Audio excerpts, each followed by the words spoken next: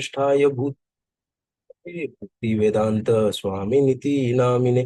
नमस्ते सरस्वती देवे गौरवाणी प्रचारिणे निर्विशेष शून्यवादी पाश्चात्य देश तारिणे।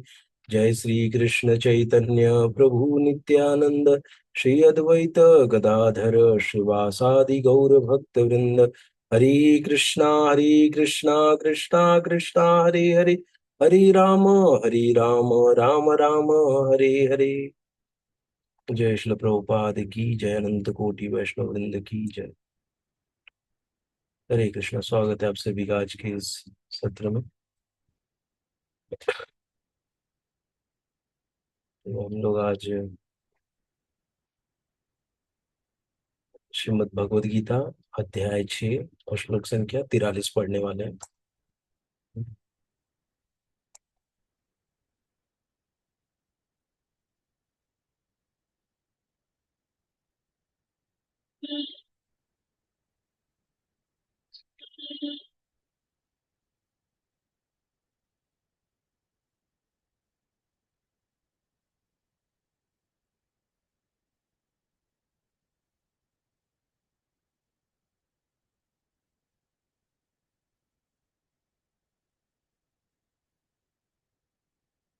भगवद गीता का मैं शेयर कर रहा हूँ।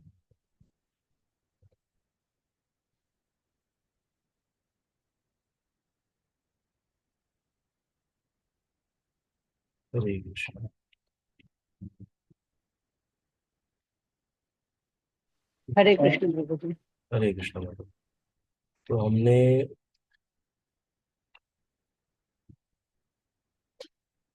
पढ़ा था कि क्या होता है जो जो योगी सफल नहीं होता है ना। अर्जुन ने प्रश्न पूछा था तो उसका क्या होता है। तो भगवान ने 3 श्लोका में बताया कि क्या होता है उसका ना। असफल योगी अच्छे घर में जन्म लेता है ना, और अच्छा वो भक्ति करता है और फिर ना, और वहां से फिर वो भगवत धाम चला जाता है। ये पढ़ा था हमने, बराबर। तो ये 43 श्लोका हमने पढ़ लिया था। हे गुरुनंदन, ऐसा जन्म पाकर वह अपने पूर्व जन्म की दैवी चेतना को पुनः प्राप्त करता है, और पूर्ण सफलता प्राप्त करने के उद्देश्य से वह आगे उन्नति करने का प्रयास करता है। उसको अच्छा घर मिलेगा जहाँ पे बचपन से ही उसके आगे सामने भगवत गीता रखी रहेगी। भगवत गीता बचपन से पढ़ेगा, भागवतम रहेगा, सब कुछ उसको बचपन से ही मिल जाएगा। और जाके ऐसे ही खेलते खेलते उस सत्संग में बैठ जाएगा। वहां पे सब स्टोरी स्टोरी सुन लेगा, सब उसका जो बोलते हैं ना, सब कुछ जो पिछले जन्म में था वो सब उसको मिल जाएगा। जहाँ से उसने किया था तुरंत। जैसे हो सकता है हम में से किसी को अपने उम्र के 35 साल में, किसी को 40 साल में, किसी को 50 साल में भक्ति मिली ना। अलग अलग लोगों को अलग अलग समय में भक्ति मिली। किसी किसी को 60 साल में मिली, ऐसे। तो ऐसा होता है, लेकिन क्या होता है कि जिसको जब भी मिली, जो भी पिछले जन्म का था, वो जल्दी जल्दी उसका कवर हो जाता है। और फिर वो भक्ति में दृढ़ होने लग जाता है। ठीक है? ये हमने पढ़ा था। आज हम लोग 44वां श्लोक पढ़ेंगे। पूर्वाभ्यासेन तेनैव ह्रियते अवशो अपि सः। जिज्ञासुरपि योगस्य शब्दब्रह्मति वर्तते। पूर्वाभ्यासेन तेनैव ह्रियते हि हि अवशः अपि सः। जिज्ञासुरपि योगस्य शब्दब्रह्म अतिवर्तते। पूर्वाभ्यासेन तेनैव ह्रियते हैवशोऽपि सः। जिज्ञासुरपि योगस्य शब्दब्रह्मातिवर्तते, अतिवर्तते। कोई पढ़ना चाहेगा? Softer, tastier, और fruitier. मैं पढ़ती हूँ। पूर्व अभ्यासेन तेनैवं क्रियते हि अवशापि अपि जिज्ञासु अपि योगस्य शब्दब्रह्माति वर्तते। बहुत बहुत धन्यवाद माता जी। अच्छा पढ़ा आपने। और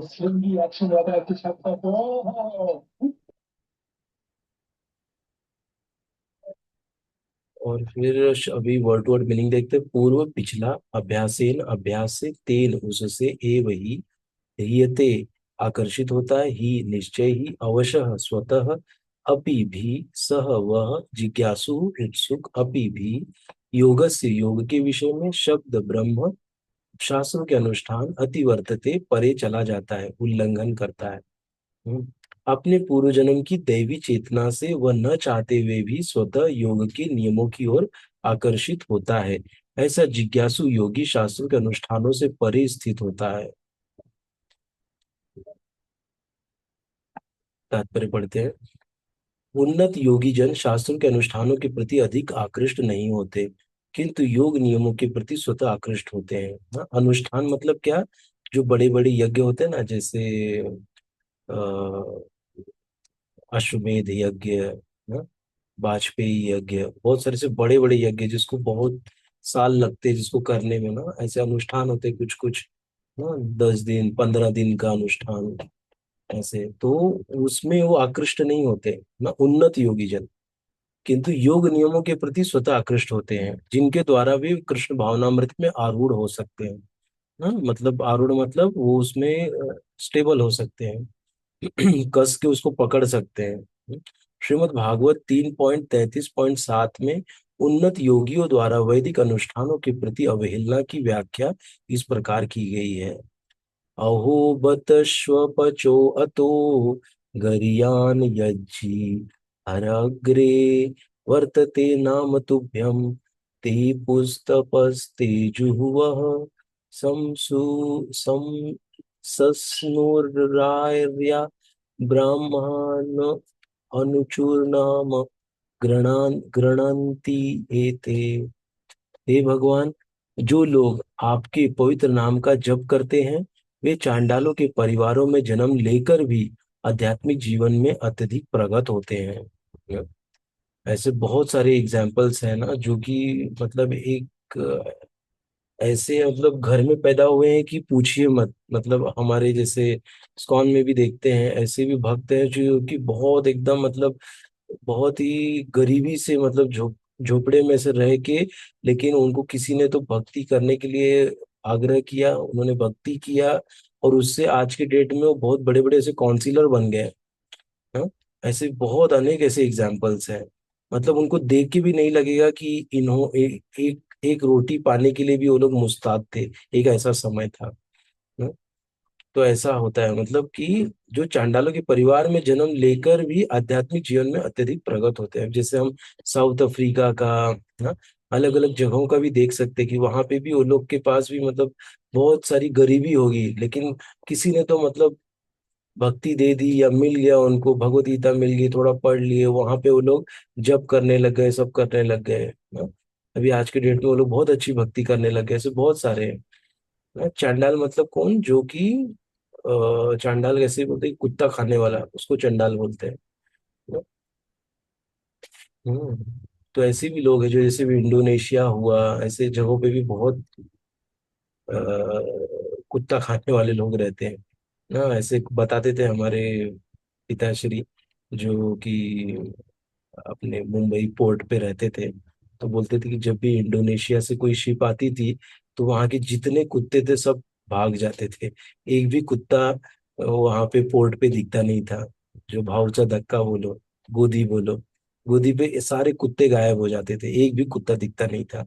वो लोग को पता था कि ये लोग कुत्ते खाते हैं, तो ये लोग को पकड़ के अंदर ले जाएंगे, वो बना के खा जाएंगे। जब भी शिप आती थी, सारे कुत्ते 2 3 4 दिन के लिए पूरे गायब हो जाते थे, वो जगह पे कहीं दिखते ही नहीं थे वो लोग। सोचिए मतलब कुत्ते लोग को भी कितना सेंस रहता है। हाँ, ऐसे बता रहे थे। तो वही है, चंडाल उन्हीं को बोलते हैं जो कुत्ता उत्ता खाने वाले। हम्म। तो ऐसे परिवारों में जन्म लेकर भी आध्यात्मिक जीवन में अत्यधिक प्रगत होते हैं। ऐसे जब कर्ता निसंदेह सभी प्रकार के तप और यज्ञ कर चुके होते हैं, तीर्थ स्थानों में स्नान कर चुके होते हैं, और समस्त शास्त्रों का अध्ययन कर चुके होते हैं ना। इसका अर्थ क्या हुआ, कर चुके होते मतलब क्या? क्योंकि विगत जन्म में ना, विगत जन्म में उन्होंने बहुत तप यज्ञ किया है, जिसकी वजह से अभी उनको बोलते हैं ना, फाइनल जो है भगवान श्री कृष्ण, उनके पास वो आकर्षित हुए हैं। हाँ, ये क्या एक जन्म का हमारा स्टोरी नहीं है। हाँ, हम लोग जब यहाँ पे अभी तक हैं, मतलब हमने विगत जन्म में बहुत सारा जन्म में थोड़ा थोड़ा कर करके अभी आज हम लोग जो यहाँ पे पहुंचे हैं। हाँ, हमारे भगवान की कृपा बोल लीजिए, अपने माता पिता की कृपा बोलिए ना, गुरु की कृपा बोलिए, श्री प्रभुपाद जी की कृपा है, जिससे कि हम लोग ये सब सुन पा रहे हैं और समझ भी रहे हैं। हाँ, ये भी बहुत बड़ी बात है। हम्म। तीर्थ स्थानों में स्नान कर चुके होते हैं और समस्त शास्त्रों का अध्ययन कर चुके होते हैं ना। क्योंकि देखिए, जब हमने अगर पढ़ा नहीं रहता तो हम थोड़ा ही पढ़ के हमको कैसे सब समझ में आ रहा है ना कहीं हमने पहले इसको पढ़ा है, तभी तो अभी हमारे लिए एक टाइप का रिवीजन हो रहा है ना? ऐसा कभी कभी महसूस होता है, अरे ये तो पढ़ा हुआ है ना। ये क्यों हो रहा है? क्योंकि हमने विगत जन्मों में पढ़ा है। इसका सुप्रसिद्ध उदाहरण भगवान चैतन्य ने प्रस्तुत किया, जिन्होंने ठाकुर हरिदास को अपने परम प्रिय शिष्य के रूप में स्वीकार किया। यद्यपि हरिदास का जन्म एक मुसलमान परिवार में हुआ था, किंतु भगवान चैतन्य ने उन्हें नामाचार्य की पदवी प्रदान की, क्योंकि वे प्रतिदिन नियम पूर्वक 3 लाख भगवान के पवित्र नामों हरे कृष्ण कृष्ण कृष्ण हरे हरे, हरे राम राम राम हरे हरे का जप करते थे। और चूंकि वे निरंतर भगवान के पवित्र नाम का जप करते रहते थे, अतः यह समझा जाता है कि पूर्व जन्म में उन्होंने शब्द ब्रह्म नामक वेद वर्णित कर्मकांडों को पूरा किया होगा। अतएव जब तक कोई पवित्र नहीं होता, तब तक कृष्ण भावनामृत के नियमों को ग्रहण नहीं करता या भगवान के पवित्र नाम हरे कृष्ण का जप नहीं कर सकता ना। देखिए कितना बहुत बड़ा स्टेटमेंट यहाँ पे प्रभुपाद जी ने दिया है ना, कि जब तक कोई पवित्र नहीं होता ना, तब तक वो कृष्ण भावनामृत के नियमों को ग्रहण नहीं कर सकता है। क्योंकि इतना आसान नहीं है ना, ये जो नियम हमारे लिए है, अभी तो हमारे लिए आसान हो गया है ना। कैसे आसान हो गया है? क्योंकि हम कृष्ण के प्रति हमारा आकर्षण बढ़ा है। उस आकर्षण बढ़ने से क्या हुआ कि जो चीजें जो भगवान श्री कृष्ण को पसंद नहीं है, जो प्रिय नहीं है ना, हमने उनका त्याग अपने आप हो गया ना। हमको किसी मेहनत नहीं करनी पड़ी त्यागने के लिए, अपने आप वो त्याज्य हो गया हमारे लिए है ना। ये कैसे हुआ? भगवान के प्रति हमारा आकर्षण बढ़ा इसकी वजह से। हमको ऐसा कोई वो नहीं हो रहा है अभी, अरे कल मुझे नहीं खाना है, कल मुझे बचना है, परसों मुझे ये नहीं करना है ना, शराब नहीं पीना है, मुझे बचना है, ऐसा नहीं हो रहा, नेचुरल है ना। बहुत सारे लोगों को जैसे अभी चाय छोड़ने में भी तकलीफ हो रही होगी ना? चाय उनका हो सकता है फेवरेट होगा, लेकिन जब हमारा कृष्ण के प्रति आकर्षण बढ़ेगा तो धीरे धीरे वो चाय भी हमको पसंद ही नहीं आएगी।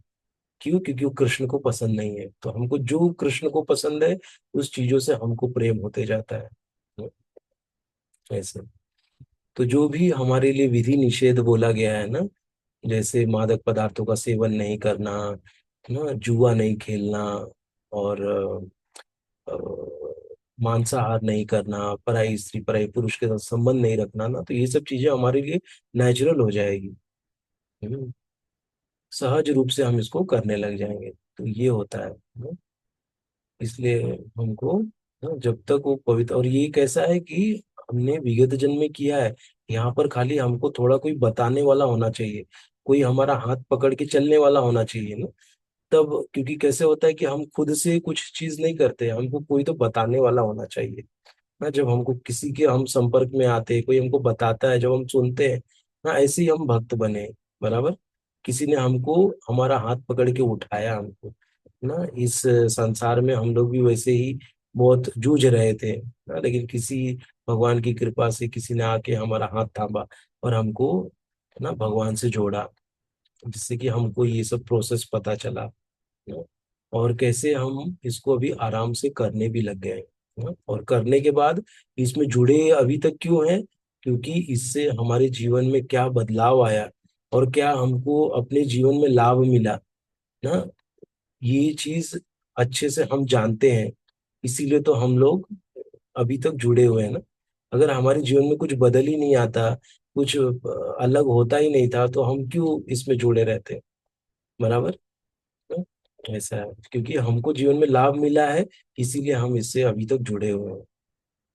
तो हमारा, चूंकि हमको अभी ये आनंद मिल रहा है या हमको जो भी अच्छा लग रहा है, तो ये हमको अन्यों से शेयर भी करना चाहिए ना। जैसे हमारा किसी ने हाथ थाम के हमको बाहर खींचा है, वैसे हमको भी अन्यों को बताना चाहिए, हाँ, इसके बारे में, जैसे कि अन्य लोग भी इसको सुने समझे और इस प्रोसेस को अपनाएं और अपना शुद्धिकरण करें, क्योंकि बिना शुद्धिकरण के कुछ नहीं हो सकता।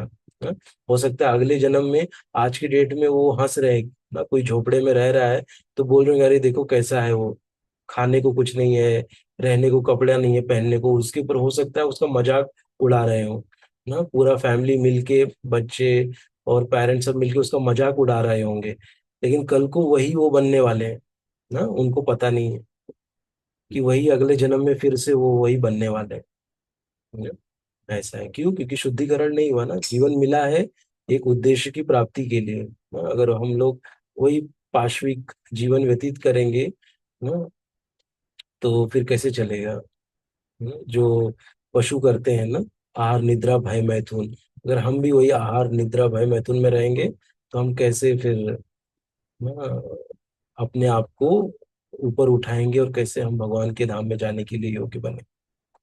वैसे तो इसलिए हमको ये सब चीजों से ऊपर उठना पड़ेगा ना, मनुष्य जीवन किस लिए मिला है वो समझना होगा ना।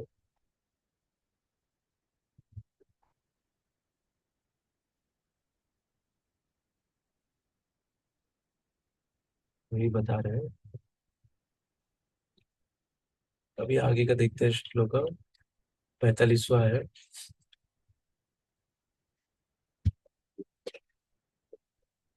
प्रयत प्रयत्नात् यतमानस्तु योगी संशुद्ध किल्बिषः अनेक जन्म संसिद्ध स्ततो याति पराम गतिम्। प्रयत आत् प्रयत प्रयत्नात् यतमान तु योगी संशुद्ध किल्बिषः अनेक जन्म संसिद्धस्ततो याति पराम गतिम्। प्रयत प्रयत्नात् यतमानस्तु योगी संशुद्ध किल्बिषः अनेक जन्म संसिद्धस्ततो याति पराम गतिम्। हाँ, थोड़ा टफ श्लोक है। हम्म, लेकिन क्या है, वही श्लोक 10 बार पढ़ेंगे तो एकदम आसान हो जाएगा और याद भी हो जाएगा। हाँ, पहली बार दूसरी बार पढ़ेंगे थोड़ा टफ जाता है। प्रयत प्रयतनादत्तमानस्तु योगी संशुद्ध किल्बिषः अनेक जन्म संसिद्धस्ततो याति पराम गतिम्। कोई ट्राई करेगा, पढ़ना चाहेगा? मैं पढ़ पढ़िए ना। प्रयत्नाद्यतमानस्तु योगी संसिद्ध किल्बिषः अनेक जन्म संसिद्धस्ततो याति परां गतिम्। बहुत अच्छा, बताइए, बहुत बहुत धन्यवाद। प्रयत्नात, कठिन अभ्यास से, यतमान, प्रयास करते हुए, तू तथा, योगी ऐसा योगी, समशुद्ध शुद्ध होकर, किल्बिष जिसके सारे पाप, अनेक अनेकानेक जन्म जन्मों के बाद, समसिद्ध सिद्धि प्राप्त करके, ततः तत्पश्चात, याति प्राप्त करता है, पराम सर्वोच्च, गतिम गंतव्य को। और जब योगी क्लमश से शुद्ध होकर सच्ची निष्ठा से आगे प्रगति करने का प्रयास करता है, तो अंत तो गत्वा अनेक अनेक जन्मों के अभ्यास के पश्चात सिद्धि लाभ करके वह परम गंतव्य को प्राप्त करता है। फिर से पढ़ते एक बार। और जब योगी क्लमश से शुद्ध होकर ना, जो अंदर क्लमश मतलब जो भी हमारे अनर्थ हैं ना, उनसे जब शुद्ध हो जाते हैं, काम क्रोध लोभ मोह मद मत्सर ना, इन सब से जब शुद्ध हो जाते हैं, तो सच्ची निष्ठा से आगे प्रगति करने का प्रयास करता है, तो अंत तो गत्वा अनेकानेक जन्मों के अभ्यास के पश्चात सिद्धि लाभ करके वह परम गंतव्य को प्राप्त करता है। देखिए जो योगी के बारे में बता रहे हैं ना, तो कितना मतलब समय लग रहा है इसमें, वो बता आगे देखिए, तात्पर्य में पढ़ते हैं हम लोग, फिर मैं इसके ऊपर बोलता हूँ। तात्पर्य: सदाचारी, धनवान या पवित्र कुल में उत्पन्न पुरुष योगाभ्यास के अनुकूल परिस्थिति से सचेष्ट हो जाता है। अतः वह दृढ़ संकल्प करके अपने अधूरे कार्य को करने में लग जाता है, और इस प्रकार वह अपने को समस्त भौतिक क्लेशों से शुद्ध कर लेता है। समस्त क्लेशों से मुक्त होने पर उसे परम सिद्धि कृष्ण भावनामृत प्राप्त होती है। कृष्ण भावनामृत ही समस्त क्लेशों से मुक्त होने की पूर्ण अवस्था है। इसकी पुष्टि भगवत गीता 7:28 में हुई है। 7वां चैप्टर आएगा, उसमें हुई है। येषां त्वनन्तगतं पापं जनानां कर्मणां ते द्वन्द्वमोह निर्मुक्ता भजन्ते माम दृढ़व्रताः। हम्म, अनेक जन्मों तक पुण्य कर्म करने से जब कोई समस्त क्लेश तथा मोहमय द्वंद्वों से पूर्णतया मुक्त हो जाता है, तभी वो भगवान की दिव्य प्रेम प्रेम भक्ति में लग पाता है ना। क्या बोल रहे हैं? अनेक जन्मों तक पुण्य कर्म करने से जब कोई समस्त क्लेश से तथा मोहमय द्वंद्वों से पूर्णतया मुक्त हो जाता है, तभी वह भगवान की दिव्य प्रेममयी भक्ति में लग पाता है ना। अनेक जन्मों से ना, बहुत सारे जन्मों से धीरे धीरे धीरे धीरे होकर हम लोग आज जो इस स्थिति में पहुंचे हैं ना, ये कई जन्मों के बाद हम इस स्थिति में आए हैं। अभी भी हमारी स्थिति क्या बहुत श्रेष्ठ नहीं है? अभी भी में हम लोग बहुत निकृष्ट है। अभी भी हम लोग कहें तो पहले दूसरे तीसरे पायदान पे है ना। अभी चढ़ना है, बहुत लंबा सीढ़ी है ना, बहुत ऊपर तक चढ़ना है अभी हमको ना, क्योंकि प्रेम भक्ति जो है वो बहुत टॉप मोस्ट है ना लैडर में। अभी हम लोग क्या कर रहे हैं, जैसे अधो श्रद्धा, साधु संग, भजन क्रिया ना। अभी हम लोग की जो श्रद्धा कोमल है, और कोमल से थोड़ा हमको साधु संग मिल रहा है। साधु संग में हम लोग भजन क्रिया करने का प्रयास कर रहे हैं ना। तब उसके बाद हमको रुचि आएगी। रुचि आएगी तो हमको ये नहीं, अरे 16 माला करना है, अरे 4 माला करना है, 8 माला करना है, तो प्रेशर लेके नहीं करेंगे। अपने आप हमारा हाथ वो जाएगा झोली में, और तुरंत हम लोग हरे कृष्णा कृष्णा कृष्णा हरे हरे, हरे राम राम राम हरे हरे ना। उसके बिना हम रह नहीं पाएंगे ना। ऐसा जब क्षण आएगा ना, फिर रुचि उसको कहते हैं, फिर धीरे धीरे आगे की प्रोसेस है ना। हम्म, तो सबसे टॉप में है प्रेम भक्ति ना। तो इसीलिए तब उस पे हम लोग पहुंचेंगे। इसीलिए हमको अभी ये नहीं सोचना चाहिए कि बाबा हमको भगवान श्री कृष्ण का प्रेम मिल गया, मैं प्रेम भक्ति में आ गया हूँ ना। नहीं, अभी बहुत समय, अभी हमको साधना में पक्का होना है। जो हमको साधना मिली है ना, रोज श्रीमद् भागवतम पढ़ना, श्रीमद् भगवत गीता पढ़ना ना, 16 माला का जप करना, हरे कृष्ण महामंत्र का ना, तो ये सब जब हम करेंगे तब धीरे धीरे हम इससे आसक्त होंगे ना। इसमें मतलब हमारा मन लगेगा, और फिर ये हमारे शरीर का एक अंग जैसे हो जाएगा ना? मतलब इसके बिना हम रह नहीं पाएंगे। ये कोई भी चीज अगर हम बार बार करने लग जाते हैं तो हमारे वो अंदर आ जाता है ना? ऐसा है। इवन आप लोग विश्वास नहीं करेंगे, जैसे देखा था एक एक्सपेरिमेंट मैंने, कि जिसमें एक हाथ का जो ग्लव्स रहता है ना, ग्लव्स को ऐसे पहनाया और पहना के उसको रखा था, और फिर धीरे से निकालते थे उसको। बाद में उसके ऊपर अगर ऐसे हथौड़ी मारते थे, थोड़ा मार के वो करते थे, बाद में उसको निकाल के ऐसे साइड में रखा, तो उस व्यक्ति को उस ग्लव्स की इतनी आदत लग गई थी कि ग्लव्स के ऊपर अगर हथौड़ी मारते थे तो उसको दर्द होता था। सोचिए, जबकि ग्लव्स हाथ से बाहर निकाल के रख दिया, लेकिन उसको पहनते पहनते उसको उसके शरीर का जैसे वो पार्ट बन गया था। तो हमारे जो न्यूरॉन्स है, जो हमारे अंदर जो ऐसी ऐसी कोशिकाएं हैं ना, जो ऐसे बना लेती है, मतलब किसी के साथ संबंध ऐसे बन जाता है हमारा। सोचिए। तो ये है, तो ये ऐसे ही अगर हम लोग बोलते हैं ना, जो अच्छा चीज है ना, उसको अपने जीवन में उतारना चाहिए। कोई भी आदत है जो अच्छी है ना, जैसे सवेरे उठने की आदत, हाँ, तो ये सब चीजों को हमको अपने जीवन में उतारना चाहिए, लेना चाहिए, जिससे हमारा उद्धार होए। हम्म, तो ये थोड़ा समय बचा है, इससे हम लोग हर पढ़ते हैं। एक बार हम लोग आज का जो एकादशी व्रत कथा है उसको पढ़ लेते हैं।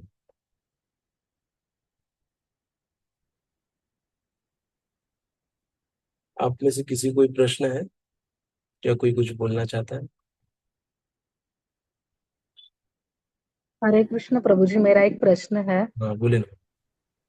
प्रभु जी, अभी यहाँ पे जो एक हरिदास स्वामी जी का एक उदाहरण दिया था, तो यस। वो मुसलमान परिवार से थे। तो मेरा सवाल यह है कि अगर उनके पास भी मतलब पिछले जन्म की कुछ ना कुछ तो भक्ति होगी, इसलिए वो मतलब इतने आगे तक चले गए, तो हम्म। फिर उनका जन्म मुसलमान परिवार में क्यों हुआ? मतलब हिंदू परिवार में होना चाहिए था ना, वैसे देखा जाए तो। यस यस, मतलब तो एक्चुअली क्या है कि वो तो जन्म तो मतलब एक इसका है। हाँ? और वो ऐसा भी कहते हैं कि वो एक्चुअली ब्रह्मा जी के अवतार है। और ब्रह्मा जी ने क्या किया था, ब्रह्म विमोहन लीला था ना।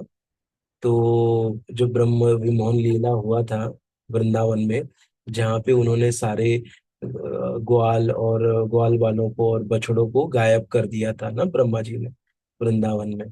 तो वो गायब कर दिए थे, उनको देखना था कि ये भगवान कैसे हो सकते हैं, भगवान नहीं हो सकते, इतना बालक है छोटा कृष्ण को। तो उनकी जैसे परीक्षा लेने के लिए आए थे, उनको विश्वास नहीं हो रहा था। तो भगवान ने क्या किया, सेम चीज फिर से क्रिएट कर दिए थे ना। पूरा बाल गोपाल भी वैसे आ गए, और सारी गैया भी आ गए ना, और सब लोग चरने लगे, सब अपना काम करने लगे। और ब्रह्मा जी ने खाली पलक झपकते हुए पलक खोला, तब तक 1 साल बीत गया ना।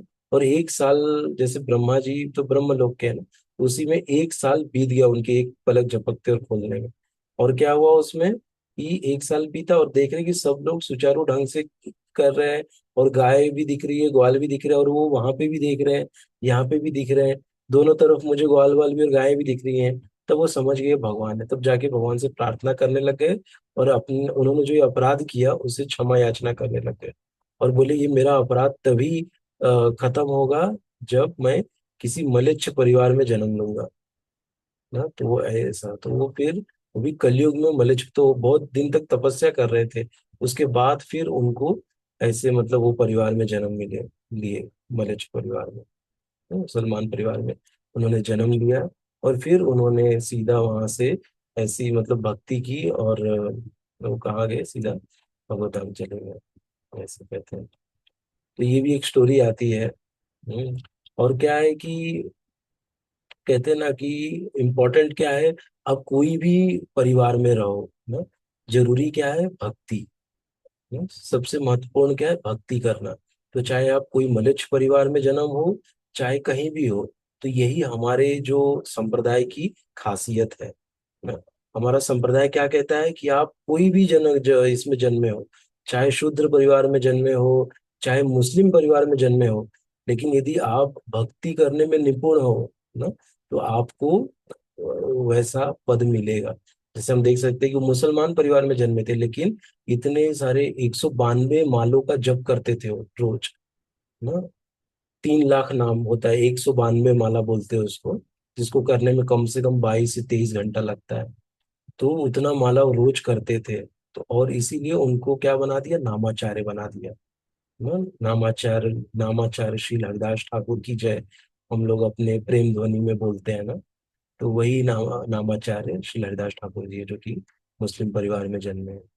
तो ऐसा हमारा नहीं देखते हैं कि ये कौन से धर्म से है, कौन से पंथ से है, कौन से संप्रदाय से है। यदि वो कहते हैं ना कि क्वालिफाइड है ना उस पद के लिए, तो उसको वो मिलेगा, ऐसा है। और क्या है कि थैंक यू प्रभु जी। हम्म, प्रभु जी, और और एक सवाल है। हाँ बोले बात है। अभी जैसे आपने इनके बारे में, हरिदास ठाकुर जी के बारे में ये स्टोरी बताई, तो संत कबीर भी है मुसलमान परिवार से, तो उनका कुछ ऐसा अवतार है क्या? उनके बारे में ना माता जी इतना नहीं पता मुझे, उनका भी स्टोरी है, लेकिन इतना मुझे थोड़ा नहीं पता है अभी। हम्म। पढ़ूंगा तो बताऊंगा मैं आपको। ठीक है प्रभु जी, थैंक यू प्रभु जी। Very good.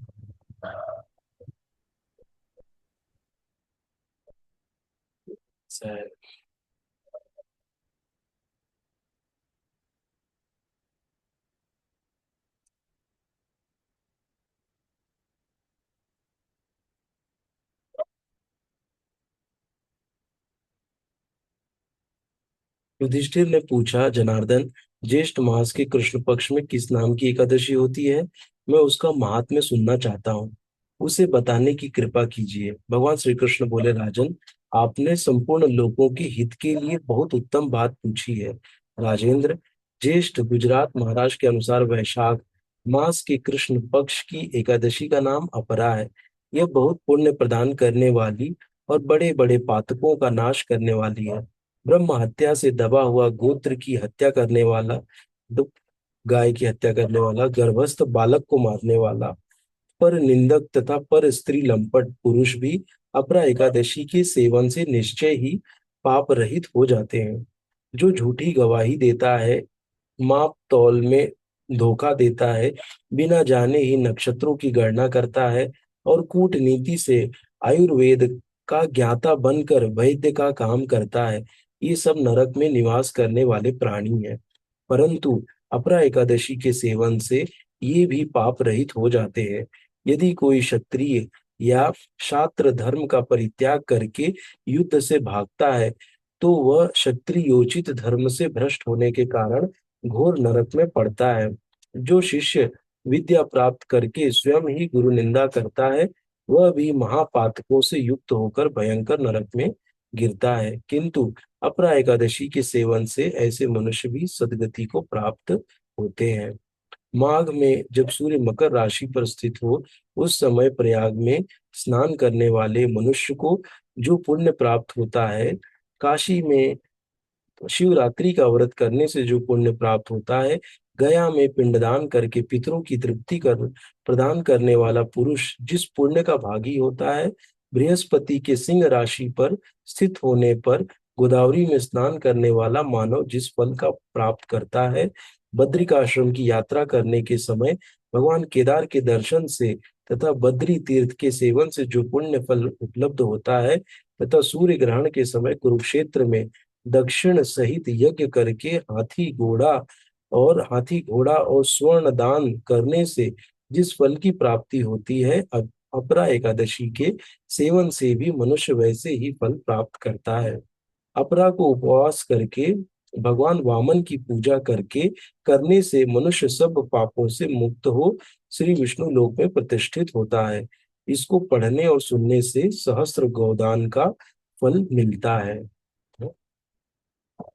तो देख सकते हैं हम लोग कितना, मतलब आज का जो अपरा एकादशी कितनी पावन है ना? तो इसीलिए हमको एकादशी का व्रत मिस नहीं करना चाहिए। जो हमारे पाप जन्म इकट्ठा है ना, वो बहुत लौट में समाप्त हो जाते हैं ये एकादशी खाली करने से। जो कि कितने विगत जन्मों के पाप, जब पाप हमारे नष्ट हो जाते हैं तभी हमारे लिए मार्ग प्रशस्त होगा भक्ति करने का। नहीं तो भक्ति में बहुत सारी अड़चने आती है ना। इतना आसान भी नहीं समझना हमको कि भक्ति बहुत आसान है, बहुत अड़चने आती है। तो ये अड़चन कैसे दूर होगी? ऐसे ही ये जो व्रत है एकादशी का, उसका सही से पालन करने से ना, प्रयास करने का ज्यादा से ज्यादा ना, हम लोग भगवत गीता भागवतम पढ़े सुने श्रवण करें, ज्यादा से ज्यादा जप करें। ऐसा कहा जाता है कि आज के दिन, एकादशी के दिन ना, भक्तों को 16 के बजाय 25 माला का जप करना चाहिए। एटलीस्ट 25, मिनिमम 25, ज्यादा 32 भी कर सकते हो, 48 भी कर सकते हो, 64 भी कर सकते हो, लेकिन मिनिमम जो है 25 करना चाहिए आज के दिन। ऐसे। तो आशा करता हूँ कि आप लोग का अच्छे से व्रत हुआ होगा, आपने सब बहुत अच्छे से किया होगा। और क्या, वैसे तो रात में जागरण करने का भी विधान है कि रात को जागरण करना चाहिए एकादशी के दिन, लेकिन चूंकि हमको सवेरे उठ के ना अपना जप और सब करना रहता है अपने दैनिक दिनचर्या, इसके लिए वो थोड़ा पॉसिबल नहीं होता। लेकिन सोने के पहले थोड़ा अगर हो सके तो जप करके करते करते सो जाइए, वो भी चलेगा। तो बहुत बहुत धन्यवाद आप सभी का ज्वाइन करने के लिए। Thank you so much. जय ग्रंथराज श्रीमद् भगवत गीता की जय, श्रील प्रभुपाद की जय, जय अनंत कोटि वैष्णव वृंद जय की जय। हरे जय जय। हरे जय कृष्ण प्रभु जी। हरे कृष्णा। हरे कृष्ण। हरे कृष्ण। हरे कृष्ण। हरे कृष्ण।